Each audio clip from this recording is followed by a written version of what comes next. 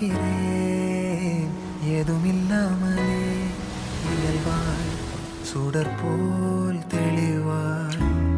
நானே இல்லாத ஆழத்தில் நான் வாழ்கிறேன் கண்ணாடியாய் பிறந்தே காண்கின்ற எல்லாமும் நான் ஆகிறேன் இரு காலின் இடையிலே உரசும் கூரையாய் வாழ்க்கை போதும் அடடா எதிர்காணும் யாவுமே தீண்ட தூண்டும்